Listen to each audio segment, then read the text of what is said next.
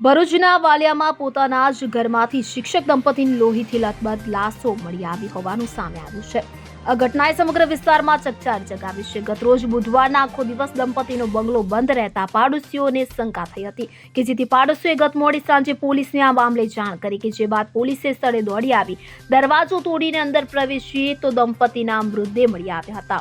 મળી આવતી સમગ્ર માહિતી મુજબ ભરૂચના વાલિયામાં ગણેશ ગાર્ડન સોસાયટીમાં રહેતા અને વિજયનગર પ્રાથમિક શાળામાં ફરજ બજાવતા શિક્ષક જીતેન્દ્રસિંહ બોડાદરા અને બિલોડ ગામની પ્રાથમિક શાળામાં શિક્ષિકા તરીકે ફરજ બજાવતા તેમના પત્ની લતાબેન બોડાદરાના મૃતદેહ તેમના જ ઘરમાંથી લોહી લુહાણ હાલતમાં મળી આવ્યા હતા.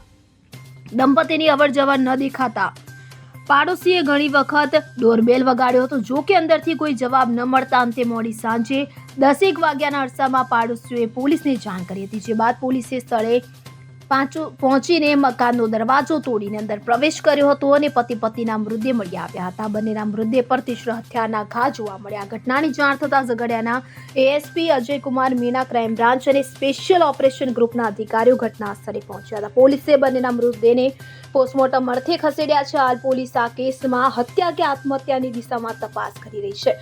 આ ઘટનાને લઈને સમગ્ર વિસ્તારમાં અનેક તર્ક વિતર્ક થઈ રહ્યા છે.